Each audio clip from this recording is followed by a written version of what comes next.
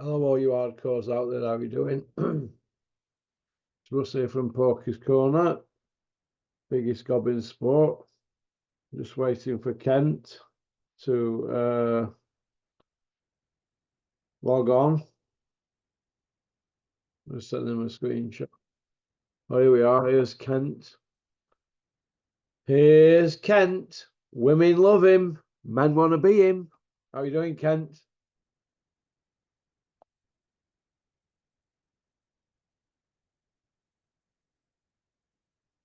Of calling Kent. How's it going, Russell?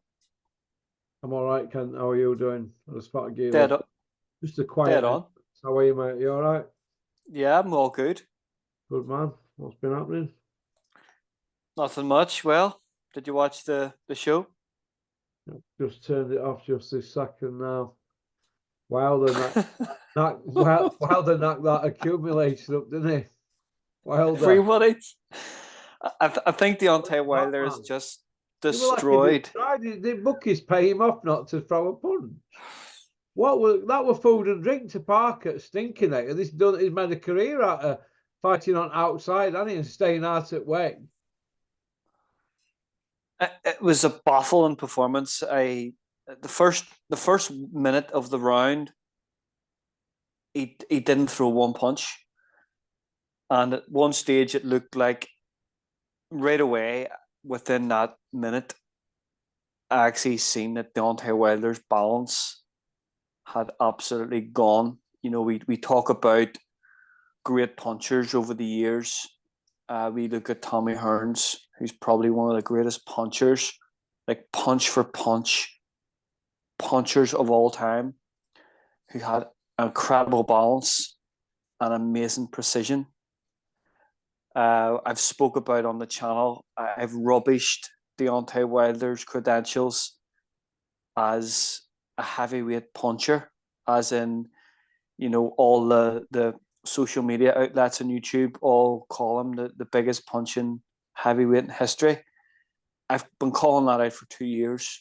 You know, I've said that I always felt that George Foreman's resume of knockouts compared to Deontay Wilder's isn't even worth arguing about it. It's not even in the same conversation. But it was a baffling performance from Wilder. And you know what makes it even more crazy? He actually believes he won that fight. Yeah. I believe he believes in his heart that he won that fight. That's how ludicrous Deontay Wilder is. Won one round.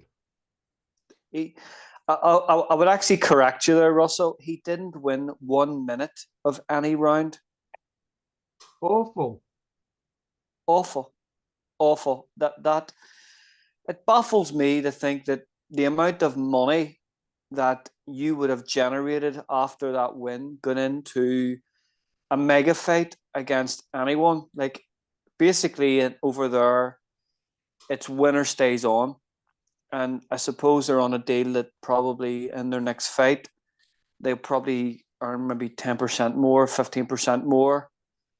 That was an absolutely crazy performance, knowing that you're going to go into the AJ fight, yeah, and get even more money, and your family's life has been secured for hundreds of years. You know, it's generational wealth that another fight over there would have secured. Now, that's not saying he got paid well for this fight, but the next fight, you know, that would have been even more money. Yeah. It's well, where does this leave Parker now? The stinkinator. Well, I'll come to that in a minute, but I think what I've seen there is we all talk about resumes and boxing, and we talk about, you know, you look at the start of the night, and you look at Mark Demore against Filip Hrgović, and you look at a guy who only had 3 opponents with winning records on his record, and look what happened to him. You look at the amount of wins he has. Then we go back and we look at, we talk about great heavyweight champions, and we talk about, who's got the better resume, and we talk about lineage and all these other preposterous words that we hear in boxing. But really, what does that do for Tyson Fury's resume? What does it do for his credentials as a heavyweight great after that performance tonight? Yeah. What about Yui and Dillian White? They're going to be feeling they've been badly done to now, aren't they? Because Dillian White beat Parker, and let's have it right. Yui were robbed against Parker, and look how it's worked out now for Parker. He's in driving seat, isn't he? A year ago, he fought on Sky, and he was dreadful, and that was the end of his deal with Sky. So he kind of had to go on the road again to get some wins. He fought over in New Zealand, had an easy win. He came back. He fought, the Joe Joyce fight. He lost in that. He come back. He had another win. He's fought 4 times this year.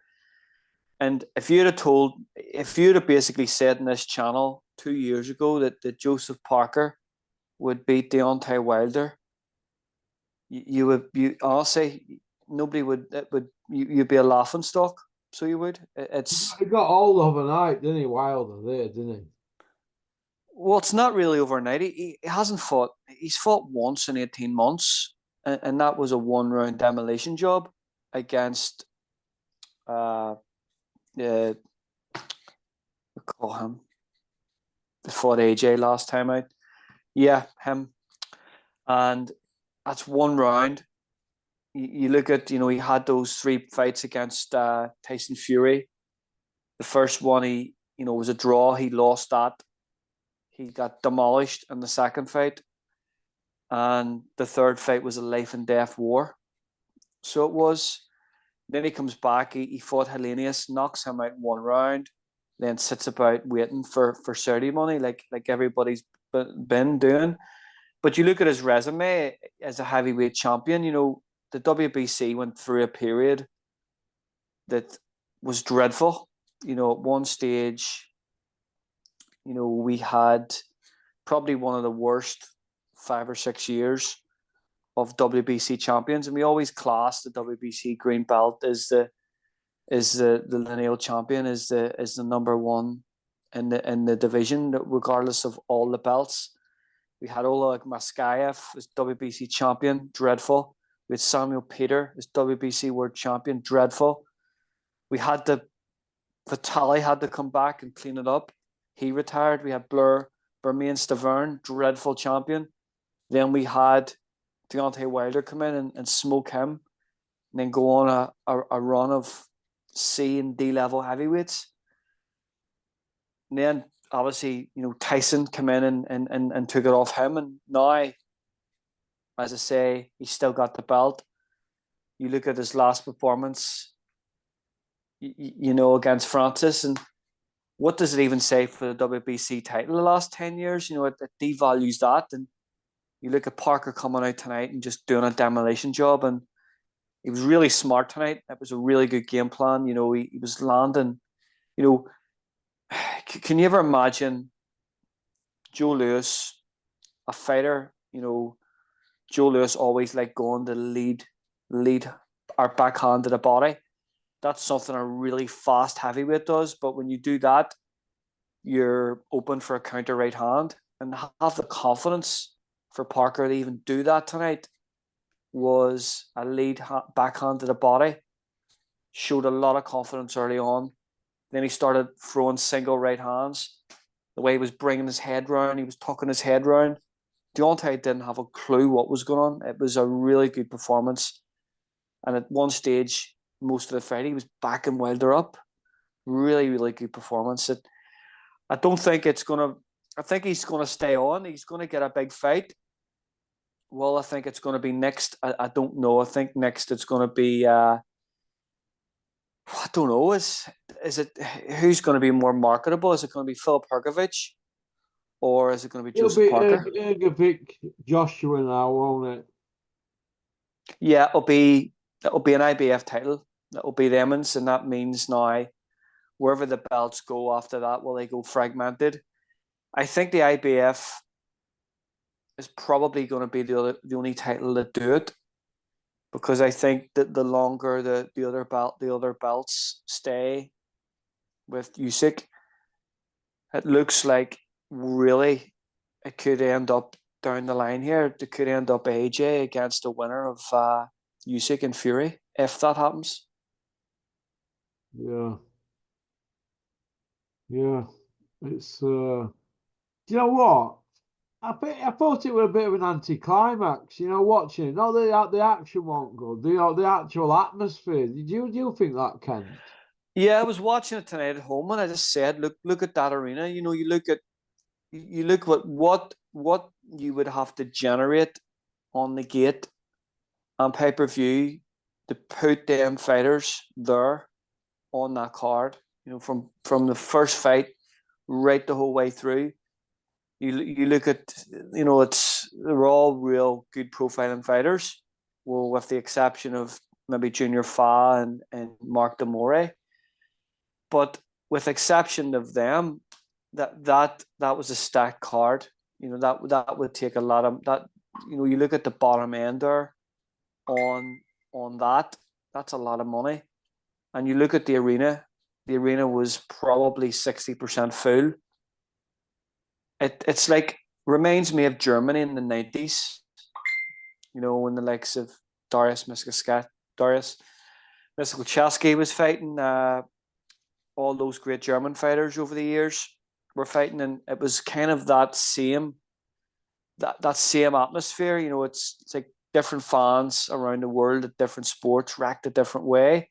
It's cultural, but it just looked really, really quiet and really no atmosphere there whatsoever. It's not exactly the lager louts coming over to Vegas. No, it's what do you think to Caballero? It was a stunning performance. Really was a stunning performance from Caballero.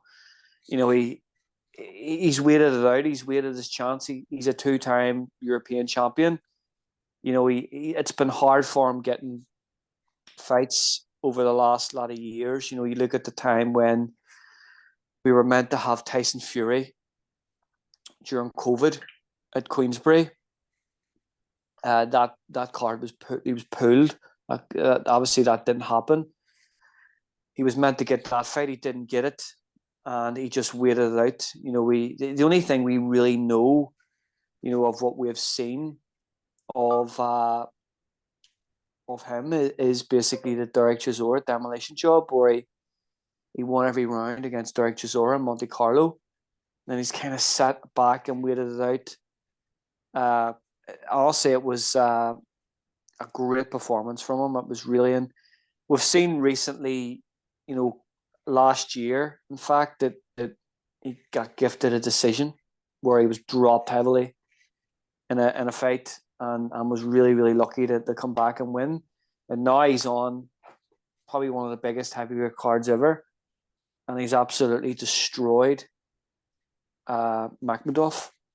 Absolutely destroyed him. And I noticed tonight with Makhmudov, when you watch two average fighters and you don't really see the flaws in them, then you see a really good fighter in Caballero with an average fighter in Makhmudov, and you can just see all the flaws. Like, I've seen so many flaws tonight in Makhmudov that I didn't really see before, because he was fighting really poor opposition. Like, for someone that loads their backhand so much, his stance was way too wide. He's going to lose a lot of power, a lot of length in his backhand. His head's too straight. He can't move. And he's flat-footed. He's basically fallen over his feet in every shot. And Caballero just stood right in front of him and traded with him. And I noticed even in Makhmudov's last fight, yes, it was a demolition job on a guy, but he actually got caught quite a lot. And I was even thinking then, well, if somebody's brave enough to actually same time punch with them, they've got a chance. And to be fair to Caball's team, they've watched that and they've seen the flaws. That's a great win for Caball. I would actually like to see Caball and Parker next. I think that'd be a great fight. Would you? That's a great fight, Russell. Really good fight.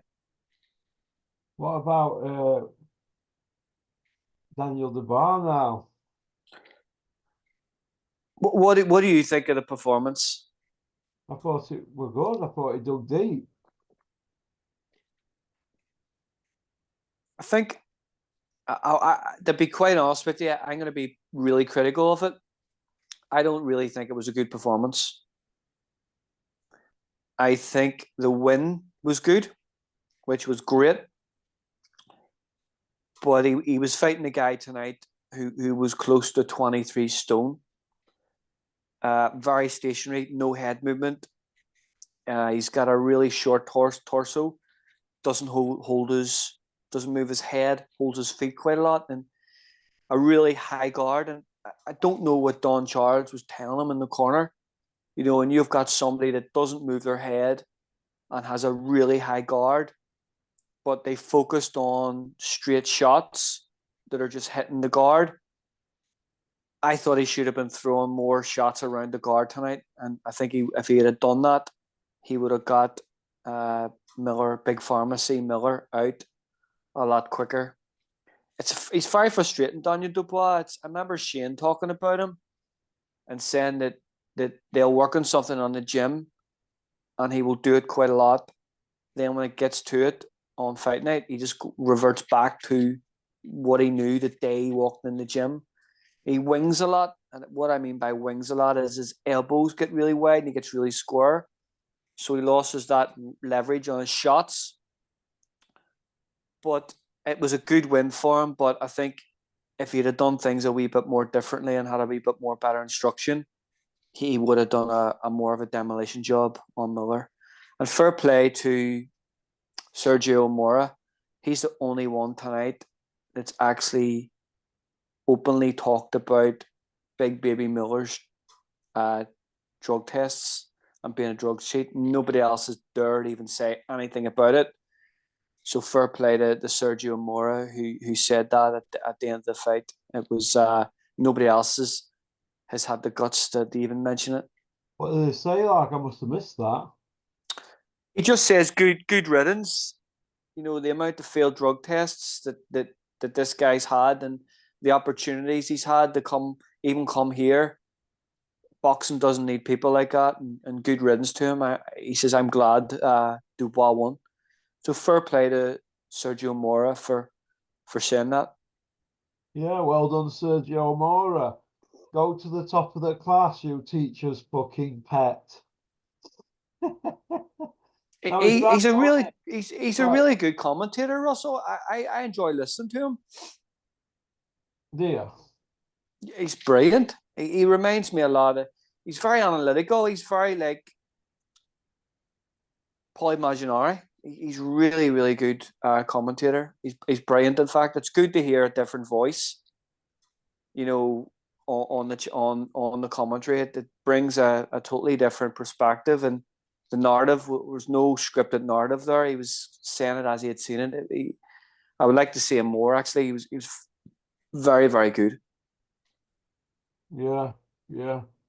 Where does the sleep heavyweight division then at the moment? Because it looks like Eddie's had a touch really, because they were always going to go vacant belt, weren't they, with IBF and fight Ergovic. They were always going to do that, right?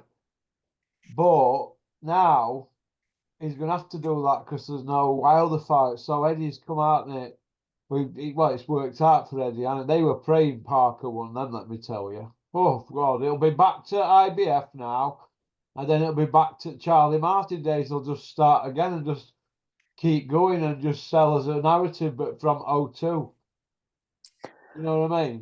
It's Mark II career, really. Tonight's been Mark II, hasn't it? Yeah, that's what it's going to be. You're going to get Mark II, Joshua Ergovic, for vacant IBF after it becomes vacant after Usyk's Fury's first fight. So if they fight 17th of Feb, it becomes vacant day after. Right, they pay the fees and that, and then they're known as undisputed. Then that belt gets split up. Joshua fights Sergovic, beats Sergovic, then they go back to just milking belt like they did before with Eric Molina, Dominic Brazil, your Puleps and all them, innit?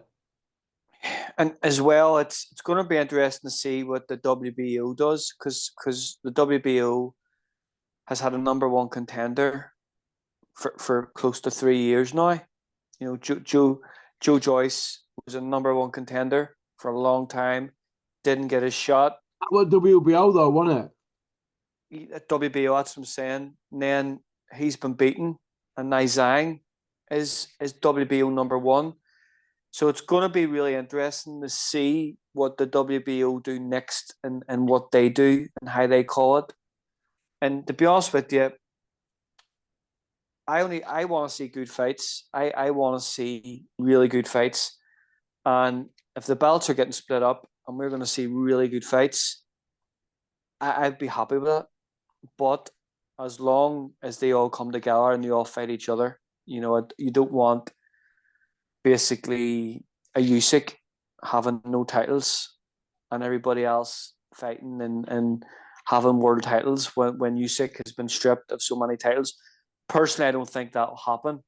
I think it would be stupid of the sanctioning bodies that the strip Alexander Usyk. I think anybody, whether it's AJ or Fury, that's going to be a lot of money generated in purse bids, Russell. Well, we're going to see, aren't we, how it all unfolds, but it looks like it's in turmoil. It's really, you think about it, it's in turmoil, you know, in a good way. So you think about, you know, His Excellency. I've only said it the once tonight. I'll not say it again because everyone says it 100 times in a video. His Excellency. Okay, I said it twice. So they've put all this money in. They want undisputed. They wanted basically tonight. Tonight was meant to be Alexander Usyk against Tyson Fury. Francis Ngannou ruined that against Fury. I thought Francis beat him. So that scarpered that. Then tonight, they brought in the monster heavyweight in Deontay Wilder, the monster heel against Joseph Parker. He get beat. He get single. He lost every round. Then AJ come in, absolutely demolished Otto Wallin. So basically, where does that leave everybody? You know, the fight that they wanted, the fights that they wanted was basically now would have been Fury Usyk, which hasn't happened, and next year would have been Wilder against AJ. That hasn't happened. So it hasn't really went to plan.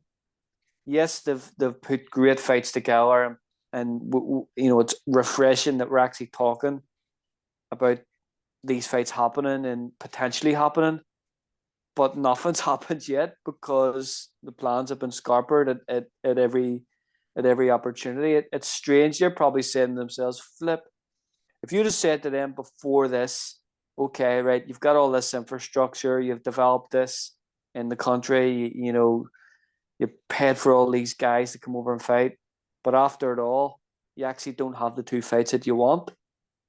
It's crazy. And do you think they would have wanted that if that would have been the roadmap? You know, if the roadmap would have went left or right would have been those 2 fights, and left would have been none of the fights happening. What way do you reckon they would go? I don't know. What do you think?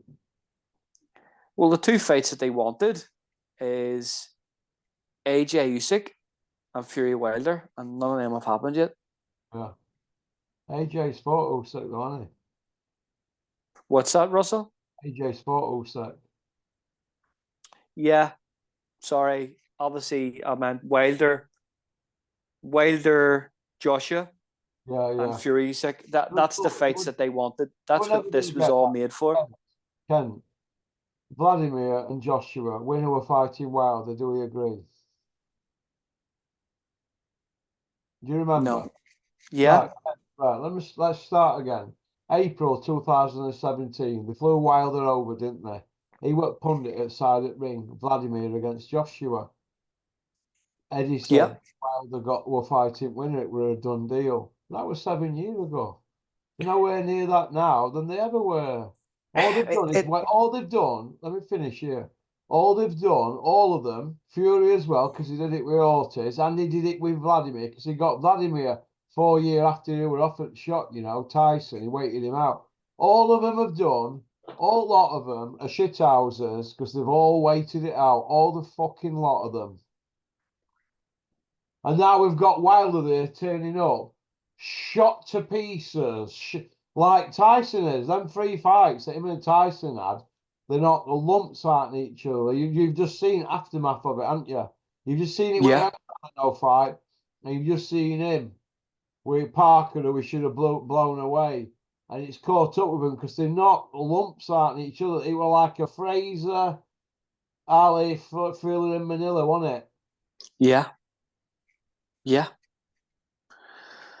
It's it goes back even further before that. So the route that they actually went first was Dennis Backtoff, and that was for the WBC International belt.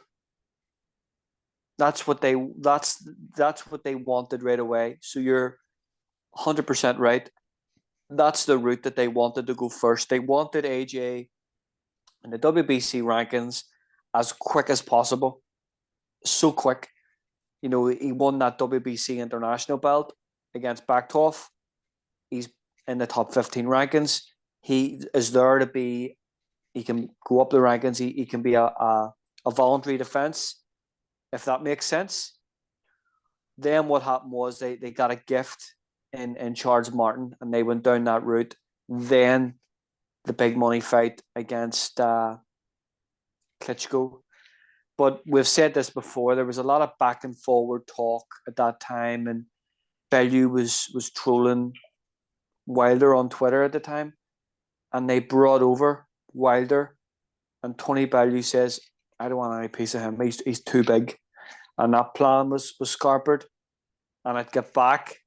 Obviously, we seen what Wilder done to Audley Harrison at the time on a sports network show. And I think that scared the life out of Barry Hearn and Eddie Hearn at the time. They wanted no piece of that then. But you look what happened tonight. I'm sure they're kicking themselves that fight wasn't made tonight rather than down the line. Well, you've got to look at Wilder, and he looks finished, just like Tyson Fury did in that Ngannou fight. They both look finished. For what's first thing to go? What everybody keeps saying, oh yeah, it's your reflexes and all that. Is that your timing, Ken? Because their timings have been shocking. Because they've had long layoffs. They keep having these long layoffs, and it's no good.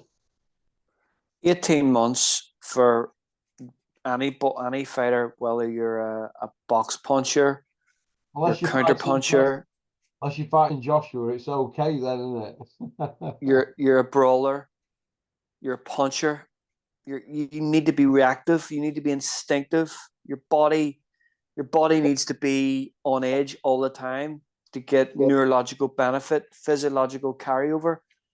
18 months for any athlete at any sport, being out of the ring, and about being away from your discipline is too long, way too long. And the first thing I noticed tonight about Wilder was after about 30 seconds, I said to myself, his balance has gone.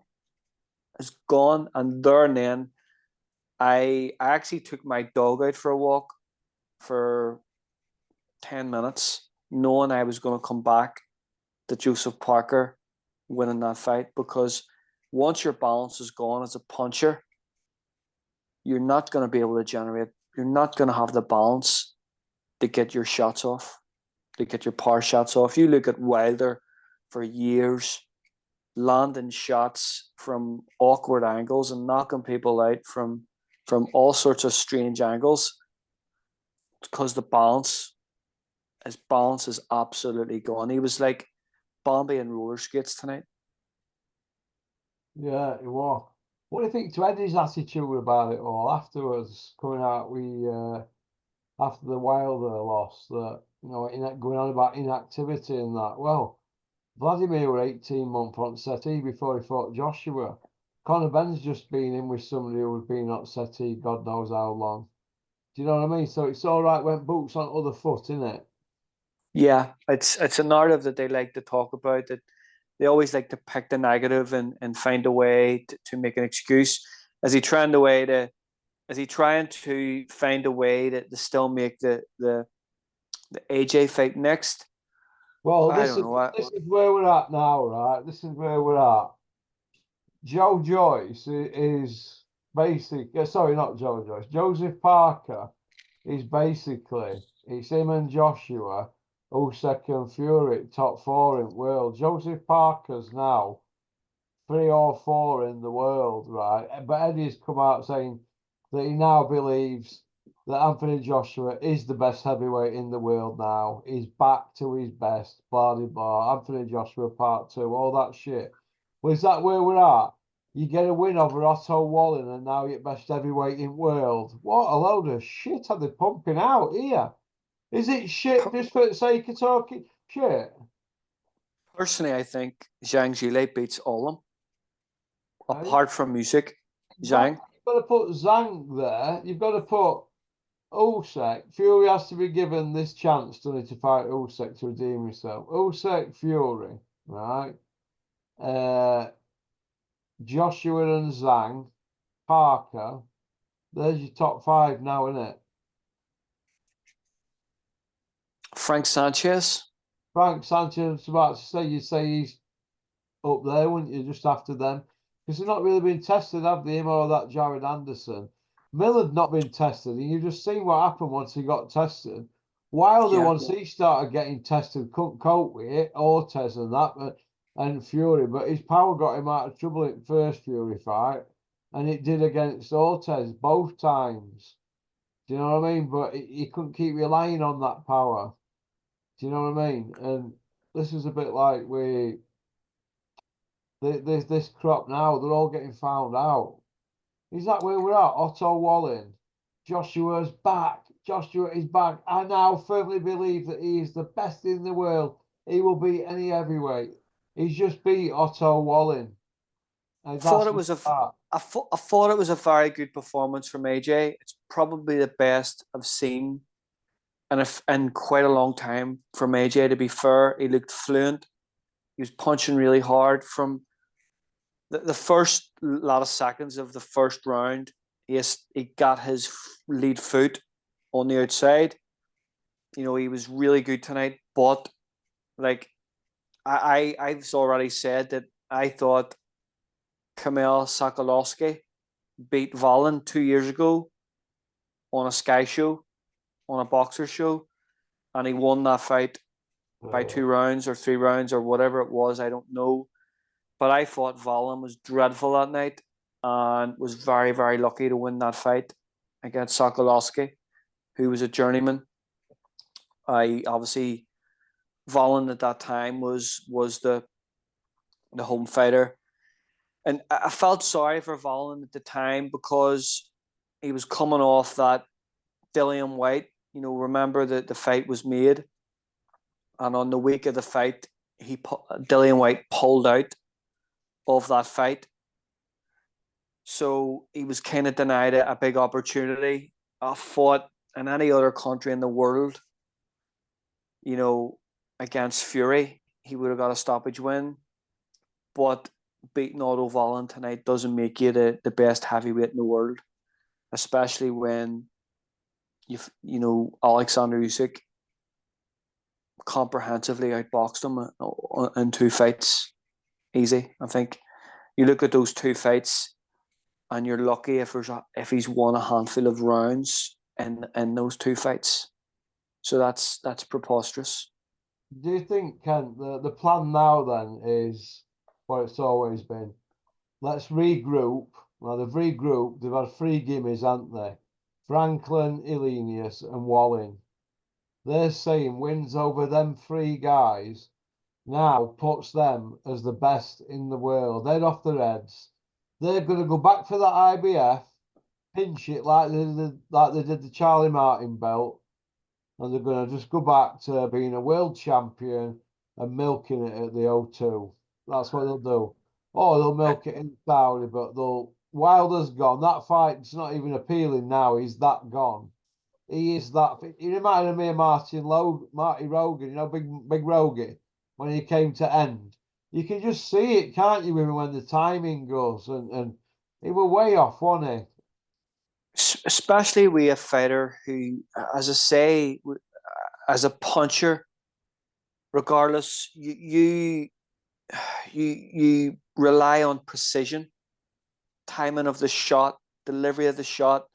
In Wilder's case, not really the delivery, but it's the precision, it's the balance. And once a puncher doesn't have that balance, the delivery of the shot, it's 10 times worse. It's 10 times harder to deliver and find that precision. I knew within 30 seconds that it was gone. I remember I would have went down to John Breen's gym in town, and that's where Rogie used to train. And it was a great wee gym. It was actually upstairs in a pub in Belfast, and I would have went down and watched sparring for years in there. I used to work around the corner, so I would have called in the odd time or called down a day off. I've seen some great spars over the years. And I always said to John one time, you know why the commentators talk about the fighter's shot, John? What does that mean? What does it mean?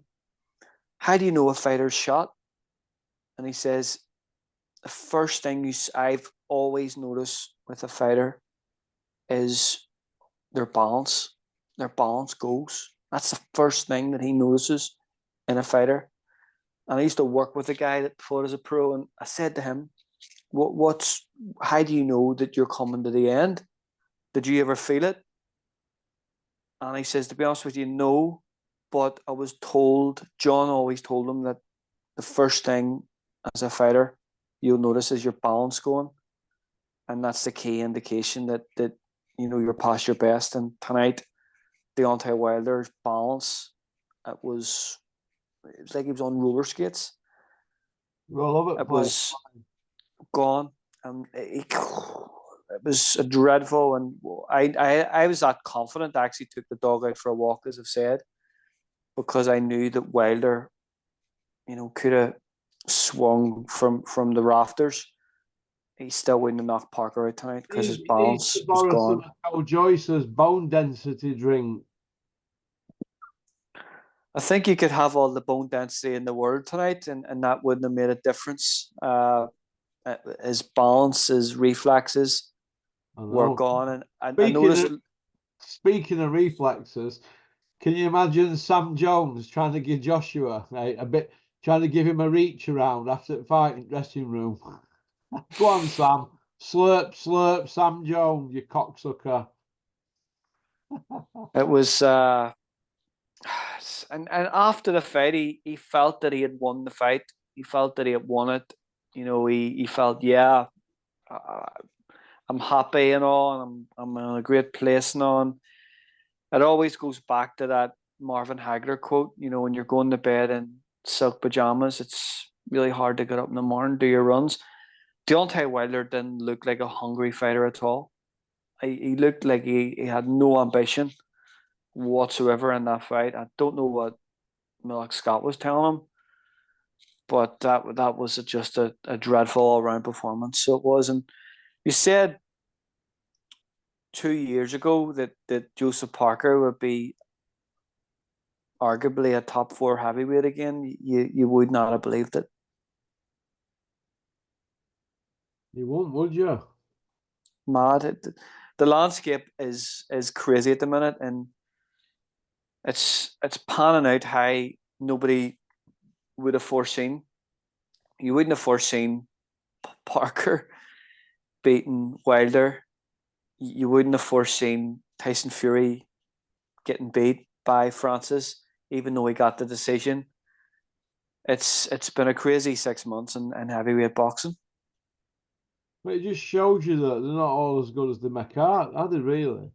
When Josie Parker's doing that to Wilder's they're begging for another fight. They're just out there topping the fucking pensions up. That's all they're doing. That's all. You know, Tyson Fury, in my opinion, he's selling his O. He's selling his O. You want to go on to